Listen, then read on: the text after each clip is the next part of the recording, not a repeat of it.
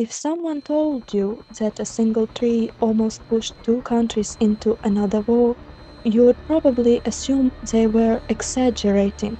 I know I would. It sounds like the kind of story that's been twisted over the years until the truth disappears somewhere in the middle. But in this case, the unbelievable part isn't that it happened, it's that it happened exactly as the official reports describe it.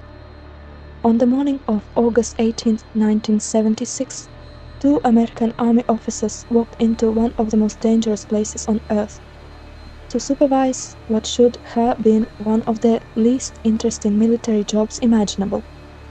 They weren't hunting spies, testing secret weapons, or planning a covert operation. Their assignment was simply to trim the branches of a poplar tree that had grown too large. Nobody expected violence. Nobody expected international headlines. And absolutely nobody expected that, within the next few minutes, two men would lose their lives, and one routine maintenance job would trigger one of the biggest military shows of force during the Cold War. To understand why something so ordinary became so dangerous, we first need to understand where it happened. The Korean War officially stopped in 1953, but it never truly ended. An armistice paused the fighting, yet no peace treaty was ever signed. Technically speaking, North Korea and South Korea are still at war today. Between them lies the Korean Demilitarized Zone, better known as the DMZ. Despite its peaceful name, it's one of the most heavily fortified borders on the planet, guarded day and night by thousands of soldiers who spend every shift watching the opposite side. In a place like this, every movement is noticed, every vehicle is recorded, and even something as simple as crossing a line by accident can become an international incident. Hidden inside the DMZ is an even stranger place called the Joint Security Area, or JSA. Unlike most borders, where opposing armies stay as far away from each other as possible, the JSA was designed for direct contact. Military officers from both sides met there, negotiations took place there, and soldiers often stood only a few meters apart. If you've ever seen photographs of North Korean and South Korean guards staring at each other across a concrete line, you've seen the Joint Security Area. It's one of the very few places on Earth where the Cold War wasn't just something discussed in newspapers. It was happening face to face every single day. Life inside the JSA followed a strange routine. Tour groups occasionally visited under heavy military escort. Officers attended scheduled meetings. Maintenance crews repaired fences and roads, and soldiers carried out the same tasks day after day. After years of serving there, many of them became used to the constant tension. That doesn't mean they relaxed, but routine has a way of making even extraordinary situations feel normal. Looking back, that's probably one of the reasons no one expected what happened next. When you've trimmed trees before without a problem, there's no obvious reason to believe today will be any different. The tree at the center of this story wasn't famous, it wasn't ancient, and it certainly didn't look important. It was simply a large poplar, growing near a United Nations command checkpoint. Over the years, its branches had spread so far that they blocked the view between observation posts, making it harder for guards to monitor activity in the area. That might sound like a minor inconvenience, but on one of the most heavily guarded borders in the world, losing visibility wasn't something commanders could ignore. The solution seemed obvious. Send a small work party, trim the branches, restore the line of sight, and get back to work. That's exactly what happened on the morning of August 18th. A small team arrived carrying axes and cutting tools, accompanied by American officers and South Korean soldiers. There were no tanks, no armored vehicles, and no signs that anything unusual was about to happen. If you had seen the group from a distance, you might have mistaken them for park workers, rather than military personnel operating in one of the world's most politically sensitive locations. Just a few minutes after the work began, several North Korean soldiers approached the area. Leading them was Senior Lieutenant Park Chul, an officer already well known to United Nations personnel for his confrontational behavior. According to eyewitness reports, he ordered the workers to stop immediately, insisting that the tree could not be touched. The American side refused, arguing that routine maintenance had been carried out there before, and that trimming the branches was necessary for security. At first, it seemed like just another border dispute. Within minutes, 2 officers would be dead, and a single tree would become the center of an international crisis. For a few seconds, nothing happened.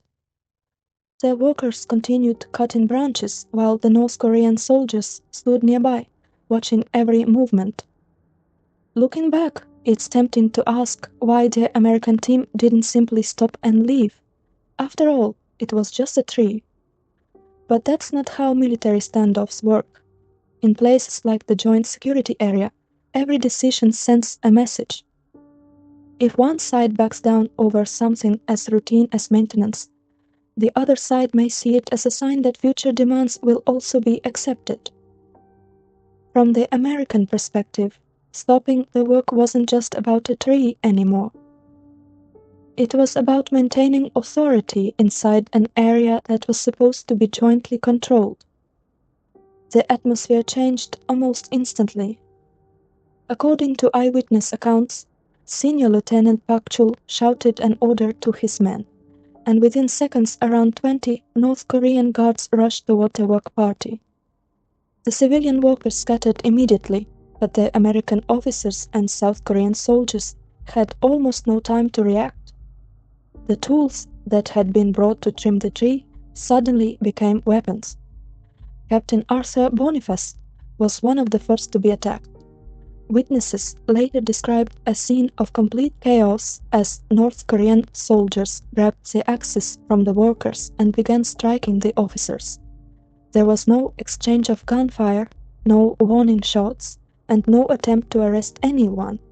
The violence erupted so quickly that several members of the work party later admitted they didn't fully understand what was happening until people were already running in every direction.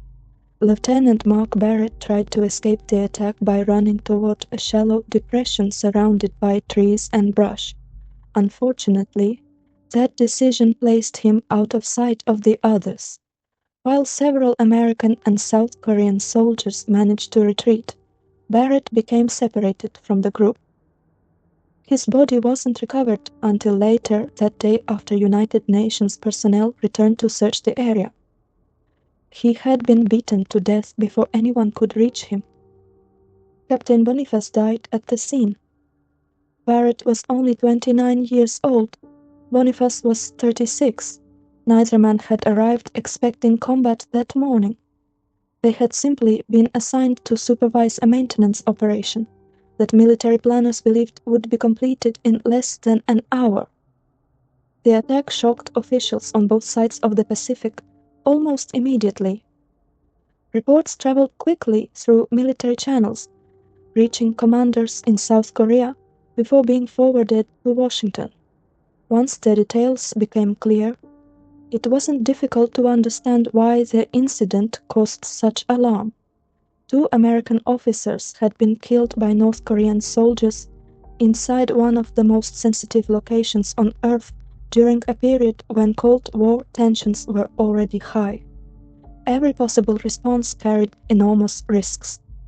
The United States now faced a difficult decision. Responding too weakly would encourage further attacks, but responding too aggressively might trigger an armed conflict that neither side truly wanted.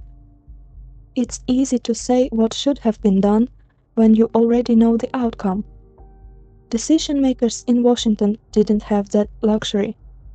They had to assume that every move could be interpreted as either strength or weakness. and both interpretations could have serious consequences. Interestingly, almost nobody suggested simply forgetting about the tree. By that point, the tree had become symbolic. Leaving it untouched after the deaths of two officers would have looked, at least from the American perspective, like accepting that violence had succeeded. The challenge was finding a response strong enough to demonstrate resolve without accidentally starting a war. Military planners soon proposed a solution that was both simple and extraordinary. They would return to the joint security area, finish the job that had been interrupted, and cut the tree down completely. But this time, the maintenance crew wouldn't arrive alone. They would be protected by one of the largest displays of military force seen on the Korean peninsula since the end of the Korean War. At first glance, the operation almost sounded absurd. An entire military plan built around cutting down a single tree? Even today, that sentence feels surreal. Yet behind that tree stood something much larger than wood and branches. It had become a question of credibility, deterrence, and whether either side was willing to back away after blood had already been spilled. Over the next few days, both governments would begin preparing for a confrontation that the world hoped would never happen. But nobody could guarantee it wouldn't. When news of the killings reached Washington, American officials understood that whatever happened next would be watched by the entire world. Two officers had been murdered inside the joint security area, and simply ignoring the attack wasn't an option. At the same time, responding too aggressively could have triggered a conflict that neither side actually wanted. The challenge wasn't to seek revenge, it was to prove that the United States would not be intimidated, while avoiding a military confrontation that could quickly spiral out of control. Military planners immediately began evaluating their options. Airstrikes and direct military retaliation were discussed but quickly dismissed, because they carried an enormous risk of escalation. Instead, commanders agreed on a response that sounded surprisingly simple. They would return to the exact same tree, finish cutting it down, and make sure that nobody would be able to stop them a second time. The mission was named Operation Paul Bunyan, after the legendary American lumberjack famous for his incredible strength. Although the name sounded almost humorous, the operation itself was anything but. Behind what appeared to be a routine engineering task stood one of the largest displays of military force on the Korean peninsula since the Korean War. The goal was clear: convince North Korea that attacking the Work Party again would have consequences far greater than anyone was willing to risk. Hundreds of American and South Korean troops were placed on alert while special forces units waited nearby. Cobra attack helicopters patrolled the area. Fighter aircraft remained ready to respond within minutes, and heavy artillery crews prepared for the worst. Even farther away, bombers capable of carrying nuclear weapons flew into the region as a visible reminder of American military power. Offshore, the aircraft carrier supported the broader operation. It was an extraordinary amount of force deployed to protect a team of engineers carrying chainsaws. On the morning of August 21, 1976, the convoy entered the joint security area. 23 military vehicles rolled toward the poplar tree, while engineers prepared to finish the task that had ended in tragedy only 3 days earlier. Around them, heavily armed soldiers quietly took defensive positions, watching every movement across the military demarcation line. Everyone understood that even a single mistake would transform the operation into an international crisis. North Korean guards appeared almost immediately and carefully observed the Americans from a short distance away. More soldiers gradually gathered, while photographers documented every step of the mission. As the engineers started their chainsaws, the sound echoed across the otherwise silent border, creating a tense atmosphere that seemed to last much longer than it actually did. Unlike the events of 3 days earlier, however, nobody tried to interfere. No one rushed forward with axes, no warning was shouted, and no shots were fired. Two heavily armed forces simply watched each other, while the engineers calmly cut down the tree that had unexpectedly become one of the most politically significant trees of the Cold War. The operation lasted only about 42 minutes. By the time it was over, the towering poplar tree had been reduced to a stump, and the convoy quietly left the joint security area exactly as planned. The overwhelming show of force had achieved its purpose without a single exchange of gunfire. Perhaps the most remarkable part of Operation Paul Bunyan was not what happened, but what didn't happen. Despite the enormous military presence on both sides of the border, neither side fired a shot, and the confrontation ended without another loss of life. The immediate crisis was over, yet the story wasn't finished. Only a few days later, North Korea made a move that surprised governments around the world. An unexpected response that would become one of the most unusual moments of the entire incident. The operation was over. The tree was gone. American and South Korean forces had completed their mission exactly as planned, and the world had watched one of the most extraordinary military operations of the Cold War unfold without a single shot being fired. But the story didn't end there. Only a few days later, North Korea did something few people expected. Kim Il-sung sent a message expressing what was widely interpreted as regret over the deaths of Captain Arthur Boniface and Lieutenant Mark Barrett. It wasn't a full apology in the way most people would define one, but it was the first time North Korea had acknowledged responsibility for such an incident. Considering the country's history, even that was remarkable. Many historians believe both sides understood how dangerously close they had come to a much larger conflict. Neither Washington nor Pyongyang wanted a war that could have devastated the Korean peninsula. Sometimes the greatest military victory isn't winning a battle. It's preventing one from happening at all. The poplar tree had seemed almost insignificant. It wasn't a military base, a missile site, or a strategic bridge. It was simply a tree that blocked the view between two checkpoints. Yet, that single obstacle exposed just how fragile peace really was along one of the most heavily guarded borders on Earth. Today, the joint security area looks calm. Tourists visit the blue conference buildings. Soldiers from both sides still stand only a few meters apart. And thousands of people walk through the area every year without realizing that this peaceful-looking place was once the center of an international crisis. The Korean Demilitarized Zone remains one of the most heavily fortified borders in the world. Millions of landmines are still buried across the region. Thousands of soldiers remain on constant alert, and technically the Korean War has never ended. The fighting stopped in 1953 with an armistice, not a peace treaty. More than 70 years later, North and South Korea are still officially at war. Looking back, it's tempting to see Operation Paul Bunyan as an unusual historical curiosity. After all, the idea of deploying bombers, helicopters, special forces, and an aircraft carrier simply to cut down a tree almost sounds unbelievable. But that's exactly why this story matters. The tree was never the real issue. It represented freedom of movement, authority, and the willingness of two rival governments to defend their position without backing down.